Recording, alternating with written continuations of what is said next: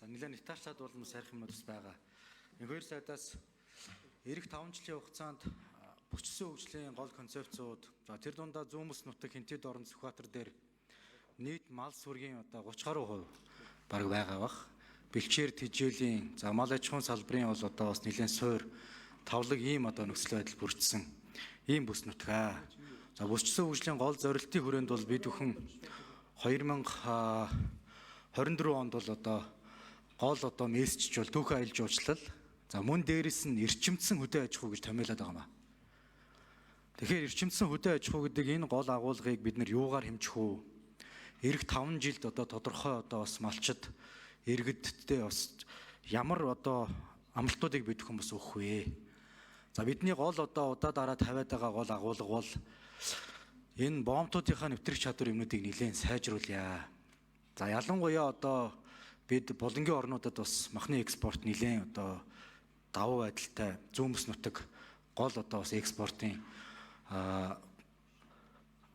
экспортер бас тодорхой одоо акцууд гараад явж байгаа. За тэндээс одоо шууд онгоцоор тээвэрлэх за мөн одоо хил дагуу байгаа малчид заавалжгүй одоо Улаанбаатар хот руу тодорхой хэмжээнд тээвэр хийлгүүгээр ойрхон байгаа энэ улсууд руугаа бас экспорт хийх энэ боломжуудын тухай бид хүмүүс яриад байгаа. За энэ одоо хөдөө аж ахуйн салбарын экспорттой холбогдлолтой асуудлыг эдийн засаг хөгжлийн яам хариуцж явахаар байна уу? Эсвэл сангийн яам хариуцахаар байна уу? Эсвэл яг хөдөө аж ахуйн яам одоо хариуцахаар байна уу? Нөгөө хоёр улсуудын протокол дээр яг хойноос нь хөөцөлтөөд болохгүй байгаа асуудлуудын хойноос нь яваад байдаг дээр бас нэм нэгдсэн бүтцийн зохион байгуулалт руу бас орох ёстой юу гэд ийм асуултууд бас байгаа. Тэгэхээр энэ дээр илүү тодорхой асуултуудыг асууя. Эх 5 жилд Зүүмс нутаг түүхэн аялал жуулчлал дээр нэмээд мал аж ахуйн одоо бас эрчимдсэн ийм бүс нутаг болох тодорхой зорилтуудыг бас хэрхэн тусгаж байгаа вэ? Юугаар хэмжих вэ? За энэ одоо асуултуудыг одоо та бүхэн маань дэлгэрэнгүй сайхан хариулж өгөөч ээ.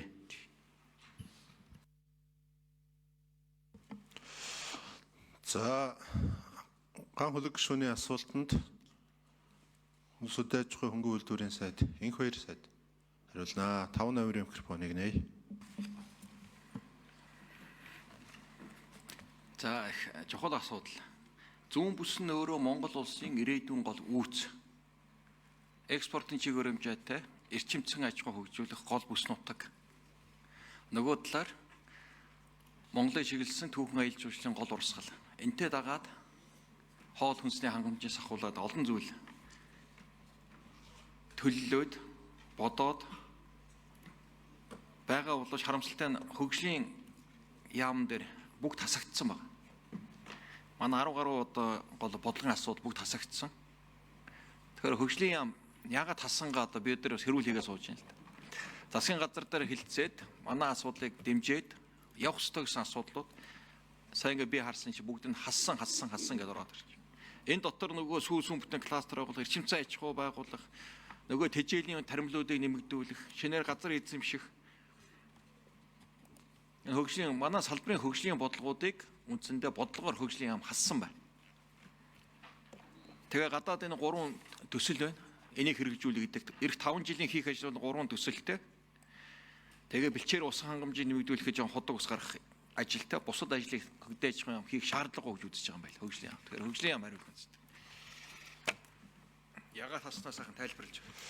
За энх хоёр сайд баярлалаа. За хөгжлийн яамнаас юм байгаа үлээ. Сүүлд орж ирсэн.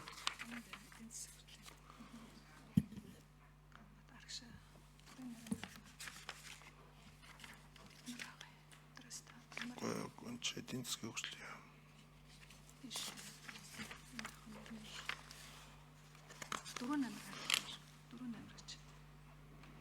За саяны ган хөлөг гишүүний асуултанд энх хоёр сайдын хэлсэн энэ эх 5 жилийн төлөвлөгөөнд тусгагдахаар саналаа өгсөн хүнс хөдөө аж ахуйн яамны энэ томоохон төсөл хөтөлбөрүүдийг яагаад хассан талаар маш тодорхой тайлбараа эдийн засгийн хөгжлийн яамны хөгжлийн нэгдсэн бодлого төлөвлөлтийн газрын дарга сүүн хорол 7 номер. За та хариул. 7 баха 6 юм уу? 88 албан талаа хэлээрэй.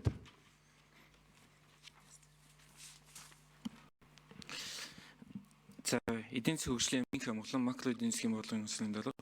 За тодорхой төслүүдийг яг хасан шалтгааныг бол яг төслөөр нь би хийж мэдэхгүй. Гэхдээ эх 5 жилд хөдөө аж ахуйн салбар дээр ямар бодлого баримтлах талаар хэрхэн яригдсан талаар танилцуулъя. За энд 5 жилийн төлөвлөгөөг засгийн газар дээр хэлэлцээд ингээд өргөн барьсан. Энд бол учиргүй яамдууд хоорондоо хассан нийлсэн дээр хоорондоо ирнэ өгөхөөс энд учиргүй тайлбар хийх нь зөв биш байх гэж бодож байна. Тэгэхээр хөдөө аж ахуйн салбарт олон хөнгөлөлтөө зээлийн хөтөлбөрүүд хэрэгжиж байгаа. Хүнсний хувьсгал, цагаан алт, атар гээд мөн олон бүтээгдэхүүнээр татаас өгч идэг. Манай яамны зүгээс одоо яам хооронд явдаг бичигдээлчдэр яг бодлогын төвшөнд бол хөдөө аж ахуйн салбар дэмжлэг мэдээж хэрэгтэй. Гэхдээ энэ дэмжлэг нь санаачлагдсан бол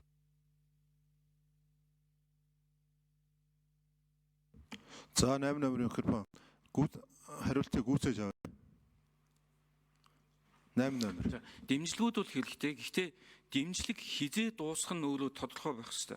Одоо ингээд дуусахгүй үргэлжлээл нэрээ солиол үргэлжлээл хэрэгжээд байх нь өөрөө зах зээл дээр салбарын компаниудыг ямар нэгэн дэмжлэггүй л бол банктай харьцаж зээл авч чадахгүй болтол нь тийм бэвгэр байдал оруулаад байна. Тэгэхээр ямар нэгэн татаас дэмжлэгийн хөтөлбөрүүд хэрэгжиж байгаа бол яаж дуусах стратеги нь тодорхой байх ёстой. Хизээ дуусах нь бас тодорхой байх ёстой. Дуусах цаг хугацаа болоход эцэст нь тэр компаниуд альва дэмжлэггүйгээр банктай харьцаад зах зээлийнхээ зарчмаар хөгжөөд явдаг болно гэсэн тийм итгэл үнэмшилтэйгээр хөтөлбөрүүд хэрэгжих хэрэгтэй гэдэг л ийм л байдал суралцаа байгаа. Тэгэхээр эх 5 жилд бол одоо хэрэгжиж байгаа хөтөлбөрүүд аль болох зөв стратегиар дуусаад үргэлжлэх нь бол хизээ бол үргэлжлэх нь тодорхой болоод ингээд хэрэгжээд эцэст нь хөдөө аж ахуйн За 5 номер энэ хоёр сайд нэмээд тайлбарлаж байна. Энэ залуу дарга ерөөсөө ажлаа ойлгоогүй юм байна. Энэ чи хурлын тогтоолтой хуушлагдсан 28 он бол тэр хэрэгжих үндэсний хөдөлгөөнүүд шүү дээ. Төрийн тэргуун санаачлаад их хурл тогтоол гаргаад засгийн газар хэрэгжүүлж байгаа хөтөлбөрүүд байхгүй да. Одоо 26, 27, 28 он бол тэр чи явах ёстой ажил. Гэтэл овоо нэг яваад эдийн засгт нөлөөлөл нэмэгдээд өдөр болгон шинэ үйлдвэр нэгдэж байна шүү дээ. Сая 3 дугаар үйлдвэрийн статистиктэй гарлаа.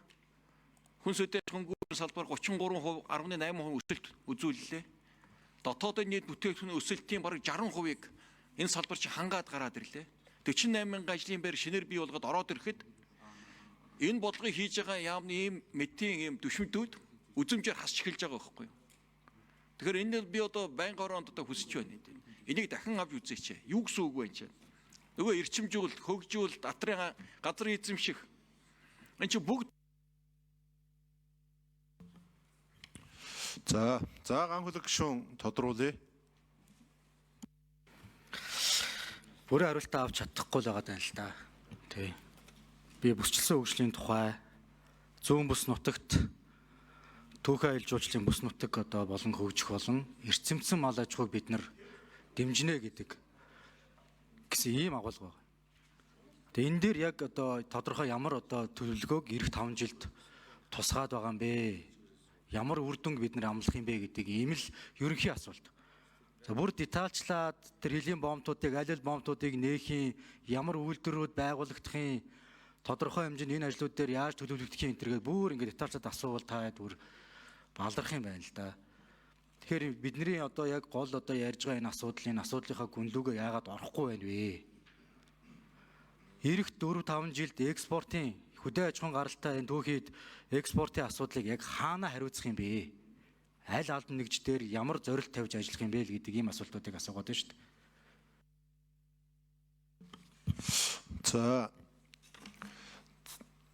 За ажлын хэсгийн эдийн засгийн хөгжлийн яамны макро эдийн засгийн бодлогын дарга инх хамгаалалтын дарга та бас тийм дураараа ярьж болохгүй. Улсын хурал байнгын хорон дээр энд ярих асуудал биш гэж. Та хаана ярих гэдэг юм тэгээд. Тэгээ яриад орж ирж байгаа юм чинь ямар хуу юм орж ирж байгаа. тодорхой үр дүн гаргаж байгаа төслүүдийг хасна гэсэн ийм төлөвлөгөө 5 жилийн төлөвлөгөө. Наадах чинь 5 жил гэж байгаа боловч сарын дараа хэрэгжих төлөвлөгөө шүү дээ. 26 оноос. Тэгэхээр ийм чухал асуудлыг Монгол улсын хөдөө аж ахуйн салбартаа өсөлт хөгжилттэй тэр салбарт ажиллаж байгаа тэр салбараас хоолой залгуулж байгаа монголчуудын асуудлыг та энд ярихгүй. Энд ярьдаг газар нь бишээ гэж ингэж маш том үг яриад сууж байгаад харамсаж байна. За мөнх хэсгэлэн шүү.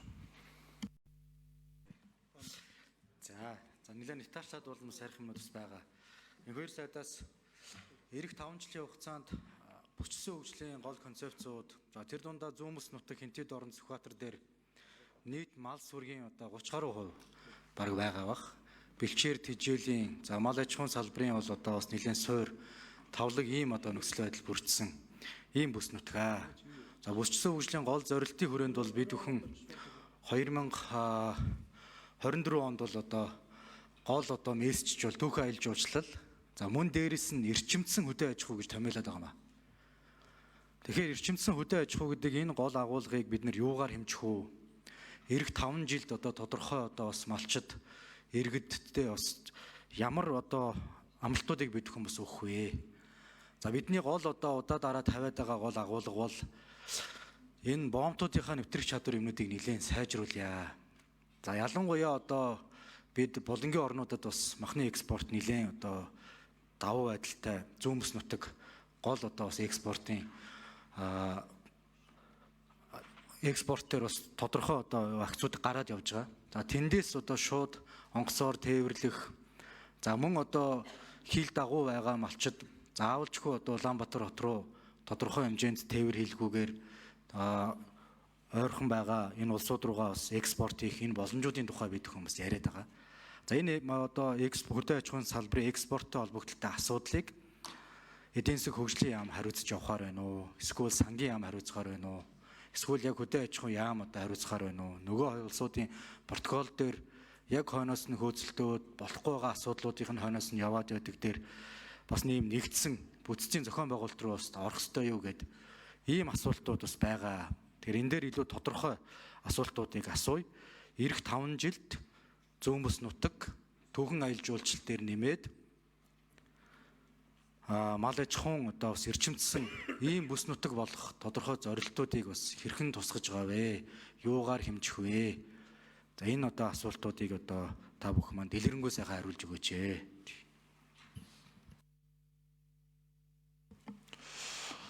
За ган хөлөг гишүүний асуултанд Хөдөө аж ахуйн хөнгөн үйлдвэрийн сайд энх хоёр сайд хариулнаа. 5 номерын микрофоныг нээе. За их чухал асуудал. Зүүн бүс нь өөрөө Монгол улсын ирээдүйн гол үүс.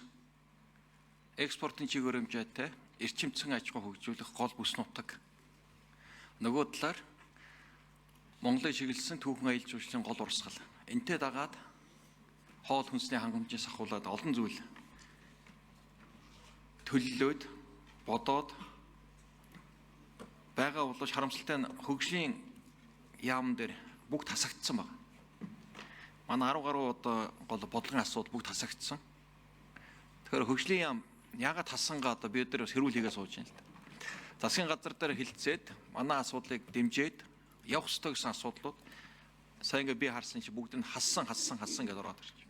Энэ дотор нөгөө сүүл бүтэн кластер байгуулах, эрчимцэн аж ахуй байгуулах, нөгөө тэжээлийн таримлуудыг нэмэгдүүлэх, шинээр газар эзэмших энэ хөгжлийн манай салбарын хөгжлийн бодлогуудыг үндсэндээ бодлогоор хөгжлийн яам хассан байна.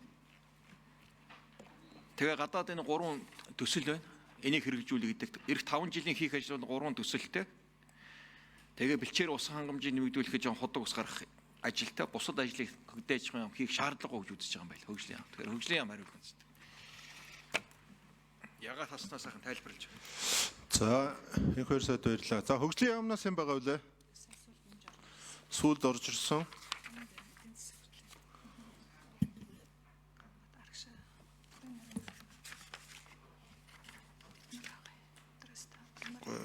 Эдийн засгийн хөгжлийн яам.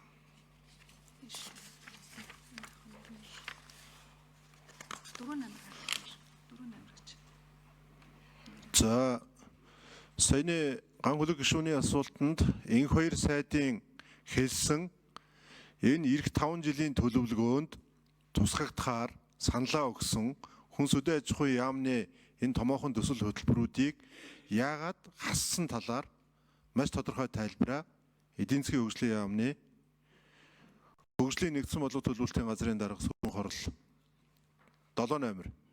За та хариул. 7 баха 6 юм уу? 8 номер албан талаа хэлээрэй.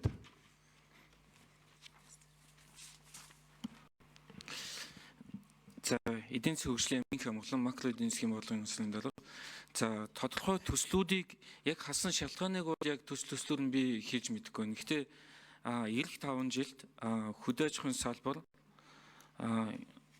дээр ямар бодлого баримтлах талаар хэрхэн яригдсан талаар танилцуулъя.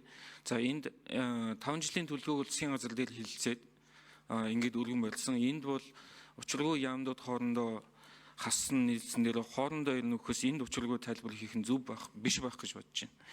Тэгэхээр хөдөө аж ахуйн салбарт олон хөнгөлөлттэй зээлийн хөтөлбөрүүд хэрэгжиж байгаа. Хүнсний хувьсгал, цагаан алт, атар гээд мөн олон бүтээгдэхүүнээр татаас өгж идэг.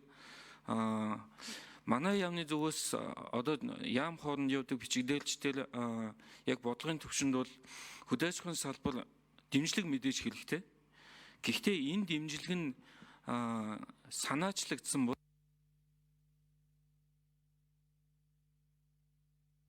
За 8 номерын микрофон. Хариултыг гүйцээж аваа. 8 номер. Дэмжлэгүүд бол хэрэгтэй. Гэхдээ дэмжлэг хизээ дуусах нь өөрөө тодорхой байх ёстой. Одоо ингээд дуусахгүй үргэлжлэл нэрээ солиол үргэлжлэл хэрэгжээд байх нь өөрөө зах зээл дээр салбарын компаниудыг ямар нэгэн дэмжлэггүй л бол банктай харьцаж зээл авч чадахгүй болтол нь тийм бэвгэр байдал оруулаад байна. Тэгэхээр ямар нэгэн татаас дэмжлэгийн хөтөлбөрүүд хэрэгжиж байгаа бол яаж дуусах стратеги нь тодорхой байх ёстой. Хизээ дуусах нь бас тодорхой байх ёстой. Дуусах цаг хугацаа болоход эцэст нь тэр компаниуд аливаа дэмжлэггүйгээр банктай харьцаад зах зээлийнхээ зарчмаар хөгжөөд явдаг болно гэсэн тийм итгэл үнэмшилтэйгээр хөтөлбөрүүд хэрэгжих хэрэгтэй гэдэг л ийм л байдал суралцаа байгаа. Тэгэхээр эх 5 жил бол одоо хэрэгжиж байгаа хөтөлбөрүүд аль болох зөв стратегиар дуусаад үргэлжлэх нь бол хизээ болон үргэлжлэх нь тодорхой болоод ингээд хэрэгжээд эцэст нь хөдөө аж ахуйн За 5 номер энх хоёр сайд нэмээд тайлбарлаж байна. Энэ залуу дарга ерөөс ажлаа ойлгоогүй юм байна. Энэ чи хурлын тогтоолтой хуучлагдсан 28 он бол тэр хэрэгжих үндэсний хөдөлгөөнүүд шүү дээ. Төрийн тэргуун санаачлаад их хурл тогтоол гаргаад засгийн газар хэрэгжүүлж байгаа хөтөлбөрүүд байхгүй да. Одоо 26, 27, 28 он үлтрийн чи явах ёстой ажил. Гэтэл овоо нэг яваад эдийн засгт нөлөөлөл нэмэгдээд өдөр болгон шинэ үйлдвэр нэгдэж байна шүү дээ. Сая 3 дугаар үйлдвэрийн статистиктэй гарлаа. Хүнс үдэ хөнгөн салбар 33%, 18% өсөлт үзүүллээ. Дотоодын нийт бүтээгдэхүүний өсөлтийн бараг 60%-ийг энэ салбар чи хангаад гараад ирлээ. 48 мянган ажлын байр шинээр бий болгоод ороод ирэхэд энэ бодлогыг хийж байгаа яамны ийм мэтийн ийм дүшмдүүд үзэмжээр хасч эхэлж байгаа байхгүй юу? Тэгэхээр энэ би одоо байнгын ороонд одоо хүсэж байна. Энийг дахин авч үзээч. Юу гэсэн үг вэ энэ? Нөгөө эрчимжүүл, хөгжүүл, атрын газрын эзэмших. Энэ чи бүгд За ган хөлөг гишүүн тодруулъя. Бүрэн хариултаа авч чадахгүй л байгаа даа л та. Тий. Би бүсчилсэн хөгжлийн тухай зүүн бүс нутагт түүхэн аялал жуулчлалын бүс нутаг одоо болон хөгжих болон эрчимцэн мал аж ахуйг бид нар дэмжинэ гэдэг гэсэн ийм агуулга байна. Тэгээ энэ дээр яг одоо тодорхой ямар одоо төлөвлөгөөг эх 5 жилд тусгаад байгаа юм бэ? Ямар үр дүнг бид нар амлах юм бэ гэдэг ийм л ерөнхий асуулт. За бүр детальчлаад тэр хэлийн бомбуудыг аль аль бомбуудыг нээхийн ямар үйлдвэрүүд байгуулагдахын тодорхой хэмжээнд энэ ажлууд дээр яаж төлөвлөгдөх юм тэргээ бүр ингээд детальчлаад асуувал та бүр баларх юм байна л да. Тэгэхээр бидний одоо яг гол одоо ярьж байгаа энэ асуудлынхаа гүнлүүгээ яагаад орохгүй байна вэ? Ирэх 4-5 жилд экспортын хөдөө аж ахуйн гаралтай энэ түүхийд экспортын асуудлыг яг хаана хариуцах юм бэ? Аль албан нэгж дээр ямар зорилт тавьж ажиллах юм бэ л гэдэг ийм асуултуудыг асуугаад байна шүү дээ.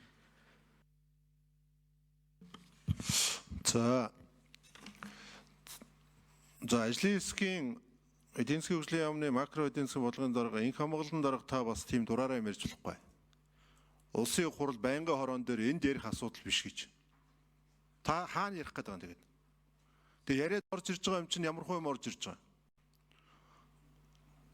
Тодорхой үр дүн гаргаж байгаа төслүүдийг хасна гэсэн юм төлөвлөгөө 5 жилийн төлөвлөгөө. Наадах чинь 5 жил гэж байгаа боловч сарын дараа хэрэгжих төлөвлөгөө шүү дээ. 26 оноос. Тэгэхээр ийм чухал асуудлыг Монгол улсын хөдөө аж ахуйн салбартаа өсөлт хөгжилттэй тэр салбарт ажиллаж байгаа тэр салбараас хоолой залгуулж байгаа монголчуудын асуудлыг та энд ярихгүй.